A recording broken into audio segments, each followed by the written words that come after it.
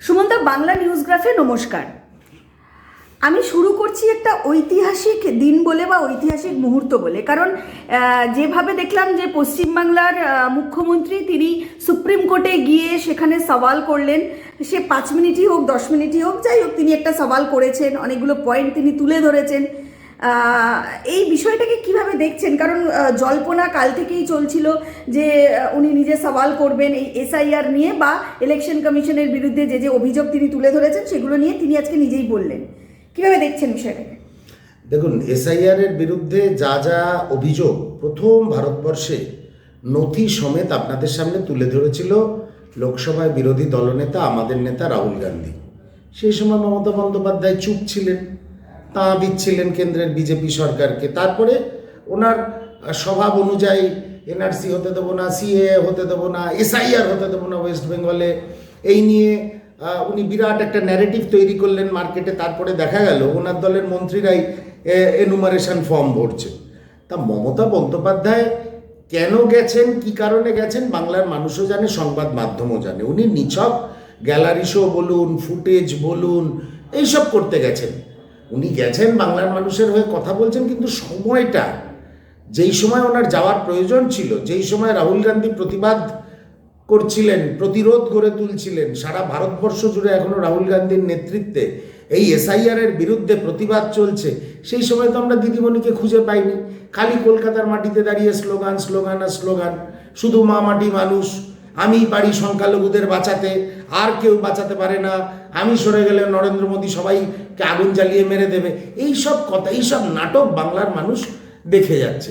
তা আজকে যখন গতকাল উনি দিল্লি পৌঁছেছেন, তখনই আমরা জানি বিজেপির পুলিশ ওনার বঙ্গভবন ঘিরে ফেললো, ভিতরে করলো, সার্চ করলো নাকি বলে সংবাদ মাধ্যম বলছে, তদন্ত করতে এসছে। তা এইগুলো হচ্ছে বিজেপির সহযোগিতায় মমতা বন্দ্যোপাধ্যায়ের নাটক।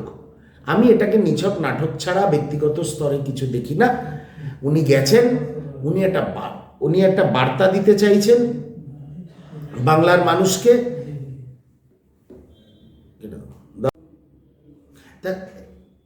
আসলে সাধারণ মানুষরা, আমাদের দলের নেতৃত্ব, আমাদের দলের সহকর্মীরা একটা কথা তো বোঝেন এবং বলেন, এবং সব তৃণমূল বিরোধী রাজনৈতিক দল বাংলায় যারা আছে সবাই জানেন যে এই মমতার জন্য বিজেপি টিকে আছে আর বিজেপির জন্য মমতা টিকে আছে, একে অন্যের পরিপূরক, দুজনেরই আরএসএস এর স্কুলিং, ঠিক আছে।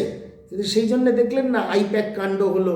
আচ্ছা বলুন তো একটা ছোট্ট কথা, আজ আপনার বাড়িতে যদি পুলিশ আসে রেড করতে, আপনি যদি পুলিশকে বলেন আমার কিছু গোপন নথি আছে, ডিভাইস আছে, আমি নিয়ে বেরিয়ে যাব, পুলিশ বেরোতে দেবে আপনাকে?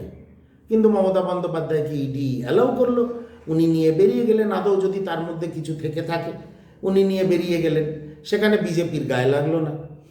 নরেন্দ্র মোদী সিঙ্গুরে এলেন, শিল্পায়ন নিয়ে কোনো কথা বললেন না, টাটারা কেন চলে গেছে তাই নিয়ে কোনো কথা বললেন না।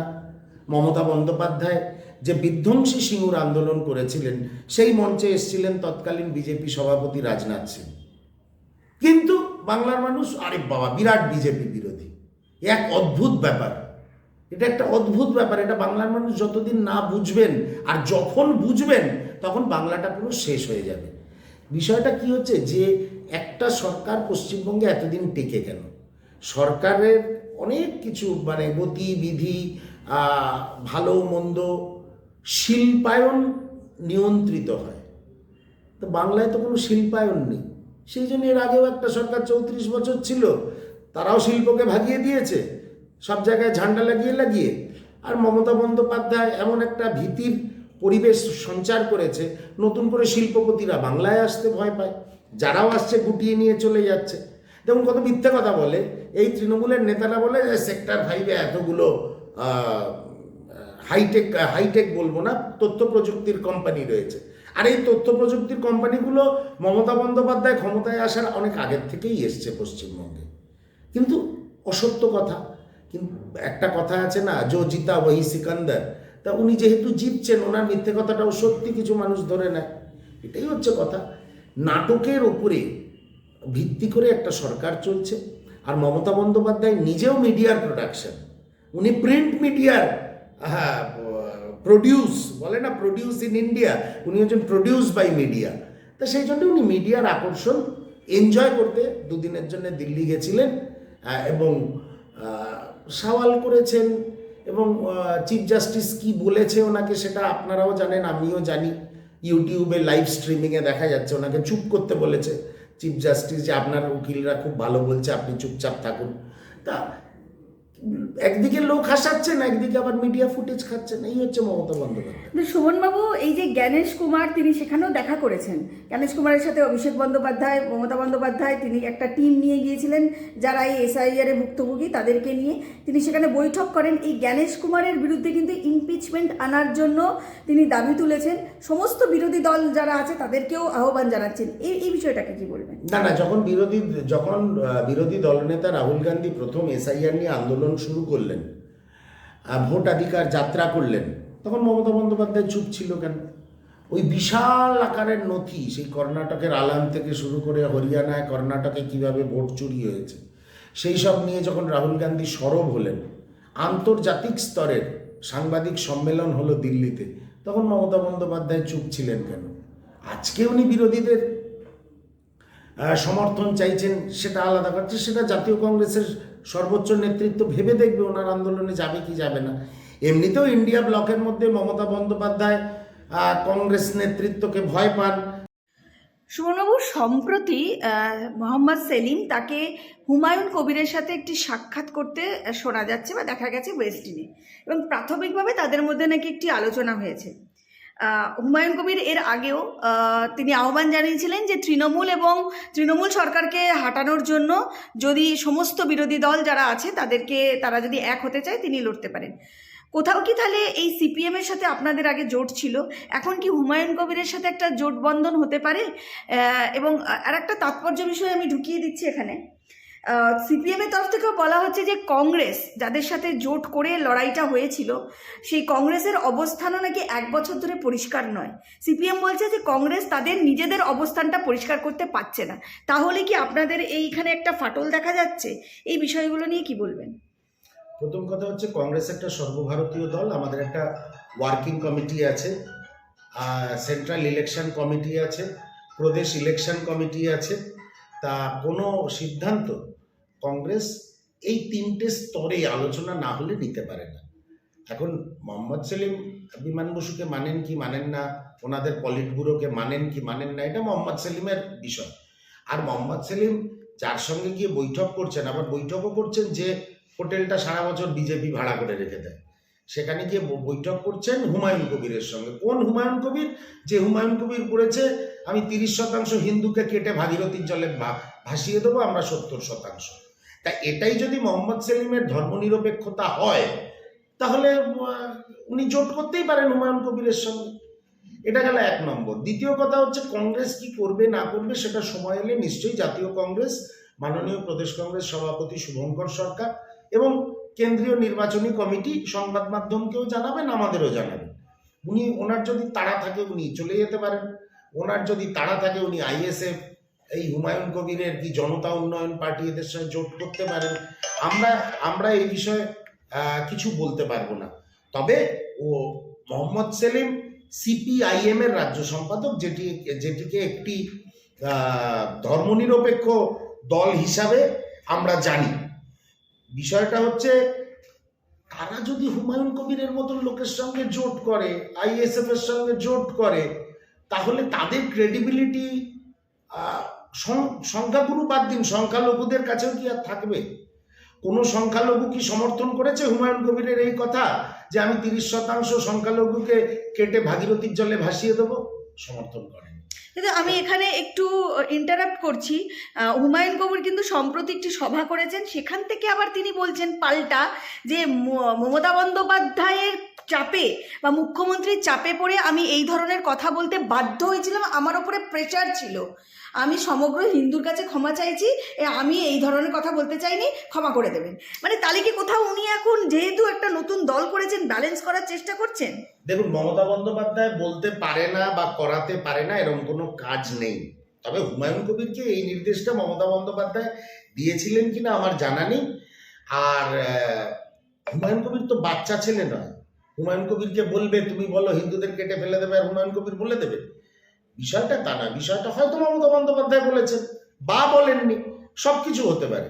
কিন্তু হুমায়ুন কবিরের ধর্মনিরপেক্ষতা নিয়ে ভারতবর্ষের সংবিধানকে মেনে উনি যে রাজনৈতিক দল তৈরি করতে চলেছেন, যারা আগামী দিনে মনে করছেন একটা বিরাট ফ্যাক্টর হবে, তাদের নেতার মুখে যদি এই ধরনের কথা বাংলার মানুষ শুনে থাকে, সেটা বিশ্বাসযোগ্যও নয় এবং গ্রহণযোগ্যও নয়।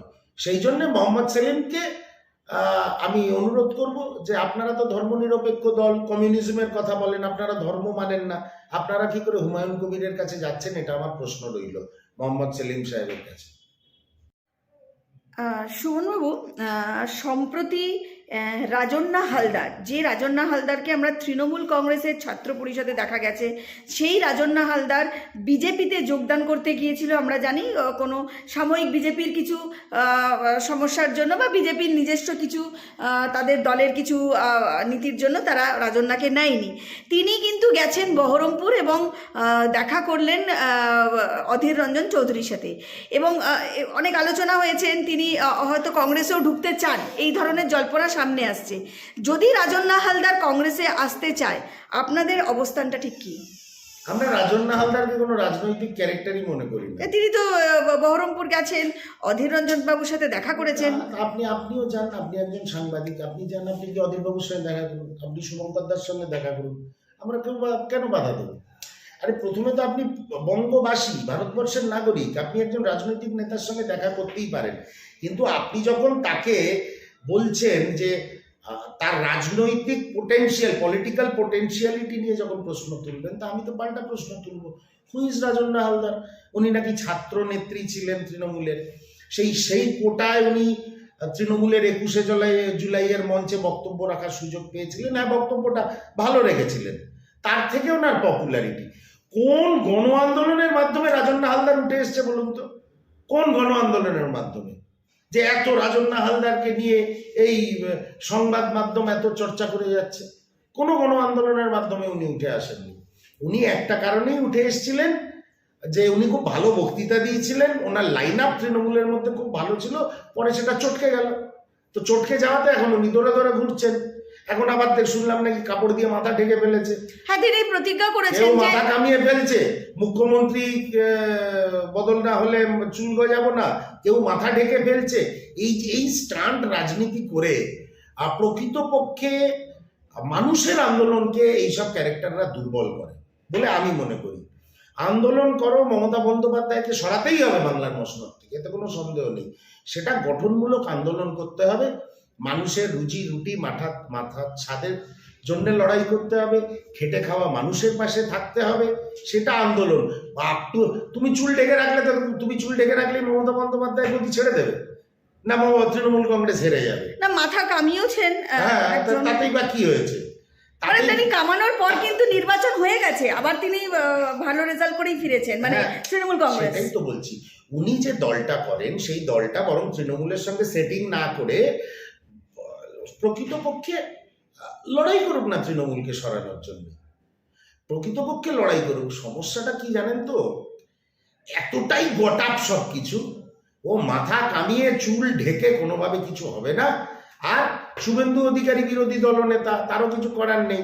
সে যখন দিল্লির বিরুদ্ধে গজরাতে পারে না, অভিজিৎ গাঙ্গুলিকে দিয়ে করায়, গজরায়, এইসব করে কিচ্ছু হবে না।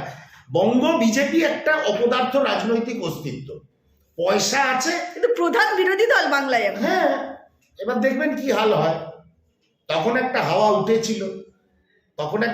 উঠেছিল, কিন্তু শোনা যায় তৎকালীন ওদের পর্যবেক্ষকই এসে নাকি ঘেঁটে দিয়েছিল সবকিছু। শেষ মুহূর্তে মমতা বন্দ্যোপাধ্যায়ের সঙ্গে আন্ডারস্ট্যান্ডিং করেছিল, তাই 77-এ এসে আটকে গেল। আর এবার তো কিছুই নেই, এবার 50-এর নিচে চলে যাবে বিজেপি। এবার বিধানসভায় আপনারা জাতীয় কংগ্রেসকে খুঁজে পাবেন মানুষের হয়ে লড়ার জন্য। পার্থ চট্টোপাধ্যায় তিনি জেল থেকে বেরোলেন বেল। আমরা জানি পার্থ চট্টোপাধ্যায় কিভাবে তার বাড়ি থেকে, তার বান্ধবীর বাড়ি থেকে কোটি কোটি টাকা পাওয়া গিয়েছিল এবং তিনি কেন 3 বছর ধরে জেলে ছিলেন। বিষয়টা হচ্ছে তিনি এত দুর্নীতি সামনে আসার পর তিনি দুর্নীতির অভিযোগে জেলে যাওয়ার পর একজন মন্ত্রী, শিক্ষামন্ত্রী, তারপরে তিনি বেরিয়ে আসার পর তাকে আবারও কিন্তু সসম্মানে তৃণমূল কংগ্রেস বা মমতা বন্দ্যোপাধ্যায় তিনি তাকে আবার দায়িত্ব দিলেন, পদ দিলেন বিধানসভায়, এবং নানা রকম পদে তিনি আবার দায়িত্ব পেলেন। কিভাবে দেখছেন বিষয়টাকে? তৃণমূল কংগ্রেসে অপরাধী বলে তৃণমূল কংগ্রেসের ডিকশনারিতে কোনো শব্দ নেই। দেখুন, 4 বছর যে মমতার পুলিশ কুণাল ঘোষকে অ্যারেস্ট করলো, সেই কুণাল ঘোষ এসে এখন সর্বেসর্বা, বা সে মিডিয়ার মুখ, প্রধান মুখপাত্র, দলের সাধারণ সম্পাদক। জ্যোতিপ্রিয় মল্লিক জেল থেকে বেরিয়ে আবার সদর্পে ঘুরে বেড়াচ্ছে, সুদীপ বন্দ্যোপাধ্যায় জেল থেকে বেরিয়ে সদর্পে ঘুরে বেড়াচ্ছে, অনুব্রত মণ্ডল জেল থেকে বেরোলো বীরভূমের বাঘ বলে পোস্টার পড়ে গেল। অপরাধ করা, জেল খাটা কোনো ব্যাপার না। এই বাকি যেগুলো জেল খাটছে সেগুলো যদি বেরিয়ে আসে, আবার মমতা বন্দ্যোপাধ্যায় গ্রহণ করে নেবে। ওই হুমায়ুন কবির বলেছিল না, আমি রেজিনগর আর ভরতপুর 2টো সিটে জিতবো, তারপরেই আমার জামাই আদর করে দিদি ডেকে নেব। তাই ও অপরাধ করেছে, গেছে, জেল খাটেছে, তো কি হয়েছে? মমতা বন্দ্যোপাধ্যায়ের কাছে সব জেল খাটা ফেল খাটা কোনো ব্যাপার না, কোনো সোশ্যাল ট্যাগ লাগে না। পশ্চিমবঙ্গে উন্নয়ন কোনোদিনই ইস্যুই ছিল না, আমার ভাবতে অবাক লাগে।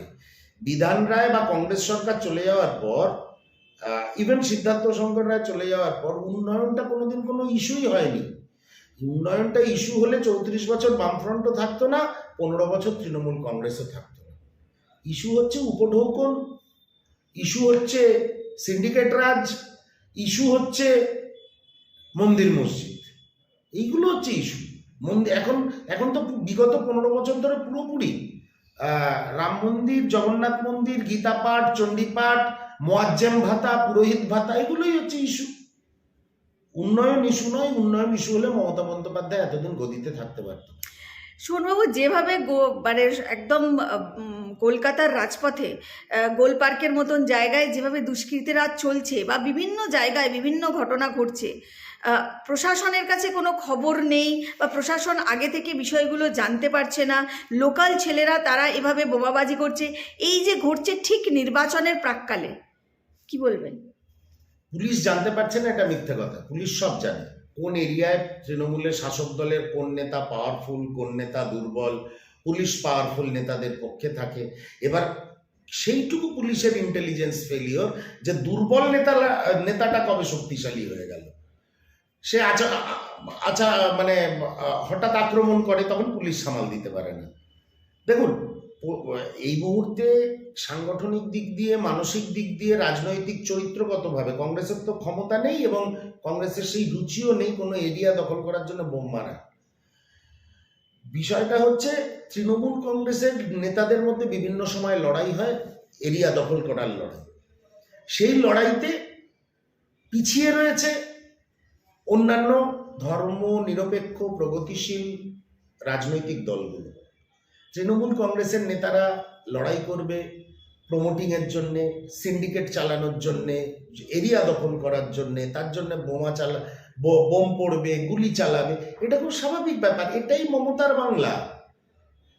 কিন্তু এই ওদের ট্যাগলাইনের উল্টে আমি বলি, কিন্তু বাংলা এই মেয়েকে আর চায় না, সেটা প্রমাণিত হবে 2026 সালে। শেষ প্রশ্ন করব, কংগ্রেসের অবস্থানটা ঠিক কি এই 2026-এর বিধানসভা নির্বাচনে লড়তে গেলে? কারণ যদি সিপিআইএম চলে যায়, এই জনতা উন্নয়ন পার্টি যেটা হুমায়ুন কবিরের দল, তাদের সাথে যদি কোনোভাবে জোটবন্ধন করে, সেখানে কি কংগ্রেস তাহলে একা লড়াই করবে? মানে সেই শক্তিশালী কংগ্রেস পশ্চিমবাংলার বুকে দাঁড়িয়ে সেই শক্তিশালীভাবে একা লড়াই করার ক্ষমতাটা তারা এখন রাখতে পারছে, প্রায় 294টা জায়গায় সিটে প্রার্থী দিয়ে? মাননীয় প্রদেশ কংগ্রেস সভাপতি হওয়ার পর একটা কথা প্রথম দিন বলেছিলেন, কে কোথায় যাবে আমরা জানি না, আমরা 294টি আসনেই একা লড়ার মতন সংগঠনকে সাজাবো এবং বুথ স্তর থেকে সংগঠনকে মজবুত করব। আবারও একটা কথা বলি, রাজনীতি সম্ভাবনার শিল্প। আমি এখানে বসে আমার সেই ক্ষমতা নেই আপনাকে বলে দেওয়া যে আগামীকাল কি হতে পারে। কিন্তু একটা কথা একদম ঠিক, যেটা মাননীয় প্রদেশ কংগ্রেস সভাপতি বলেছে, সংগঠনকে শক্তিশালী করতে হবে। নিজের হাত যদি শক্তিশালী না হয়, আরেকটা হাত আমার হাত ধরে নিশ্চিন্ত বোধ করবে কি করে? সেই জন্য নিজের হাতকে আমরা শক্তিশালী করছি। আগামী দিনেও এটাই হবে আমাদের স্ট্যান্ড পয়েন্ট, যতক্ষণ না এই বিষয় আসলেই কংগ্রেস একা লড়ার মতন ক্ষমতা রাখে। অসংখ্য ধন্যবাদ সুমন দা, নমস্কার।